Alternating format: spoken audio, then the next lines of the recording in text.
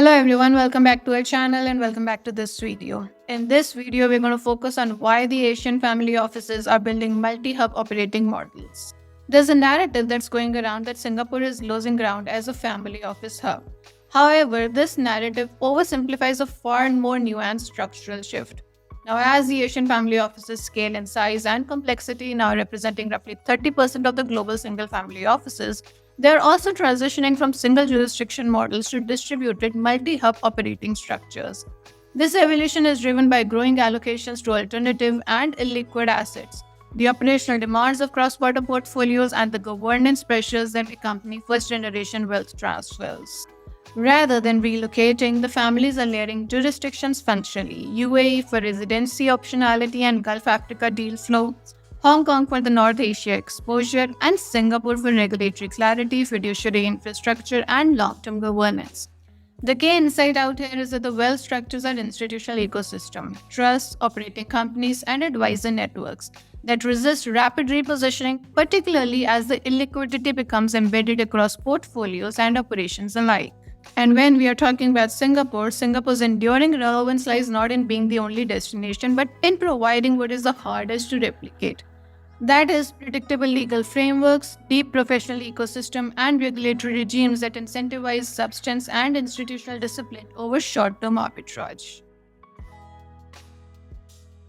Let's start with illiquidity as an operational constraint and not just a portfolio feature. Now, the sustained pivot towards alternative investments, that is private equity, real estate, hedge funds, and direct investments, is well documented across both single and multi-family offices globally. What receives less attention is how this shift reshapes the operational fabric of these institutions. As the portfolios become even more illiquid and bespoke, investment horizons lengthen and oversight from single location becomes increasingly difficult. But the implications extend beyond the investment management. Illiquidity does not remain confined to the portfolio. It becomes embedded through the entire operating setup also, because of the legal structures to advisor relationships to regulatory commitments. This means that as the family offices deepen their exposure to the private markets and direct deals, flexibility decreases and the cost of pivoting jurisdictions rises materially. A family office is not a fund that can be re-domiciled with a few legal filings. It's a living institution holding operating companies, investment vehicles, trusts, governance frameworks, and long-standing advisor relationships.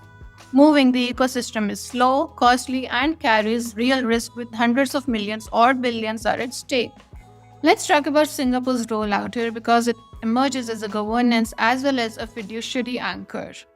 Now, as the family offices mature, the functions that prove hardest to move are precisely those that require deep institutional infrastructure, trust structures, regulatory clarity, professional depth, fiduciary oversight, and legal frameworks designed for intergenerational transition.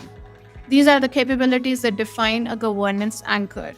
Singapore continues to play this role through several reinforcing mechanisms. Regulatory oversight by the Monetary Authority of Singapore, combined with family office tax incentive regimes that link the benefits to substance and professional governance.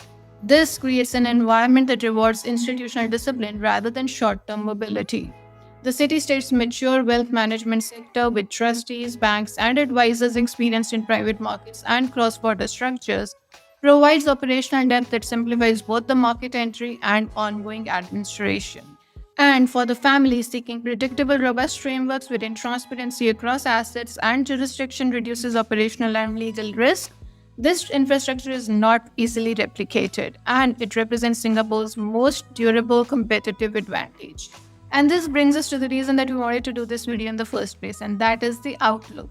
That is distributed models with a stable center. The future of the family offices, especially the Asian family offices, is unlikely to be defined by a single winning jurisdiction. The new entrants will continue choosing different starting points based on their wealth origins, their investment mandates, and the personal circumstances. Established offices will rebalance their geographic presence as the strategies evolve and the asset allocations shift.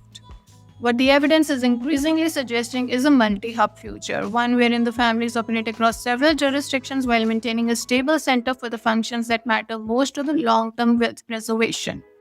For many Asian families, that center still remains in Singapore, not because it's the only option, but because it provides governance infrastructure, regulatory credibility, and professional ecosystem needed to anchor complexity and build structures designed to endure across generations.